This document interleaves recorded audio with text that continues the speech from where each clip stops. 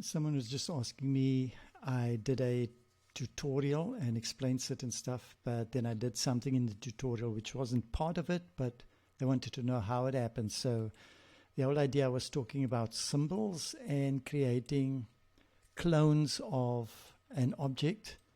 For example, let me just clear this away.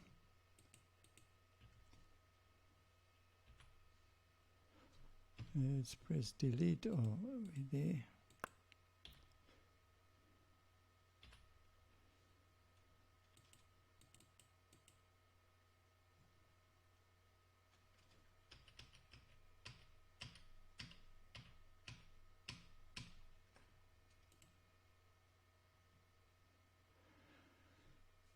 I was doing a tutorial and explaining how symbols work, and you'll be able to create a symbol and design in the one, and it creates a mirror image on the other side.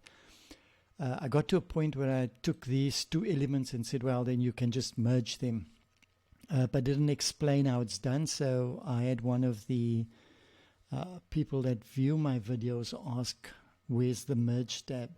So a simple way in which it can be done is if you get into the nodes of the object. For example, if I'm here and I want to go to, I can say convert to curves, and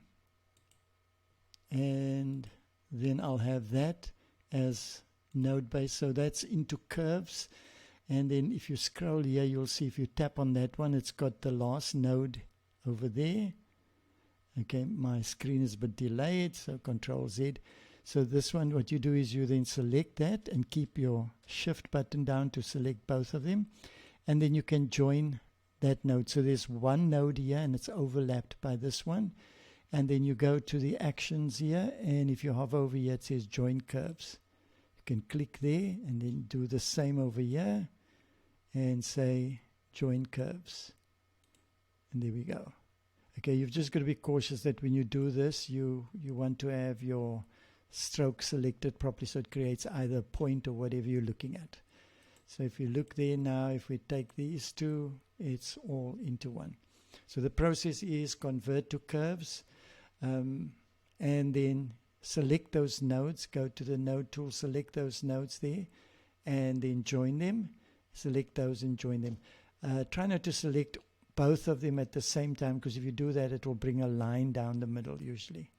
So hopefully that explains how that gets done. Thank you. Have a great day. Be blessed, and shalom.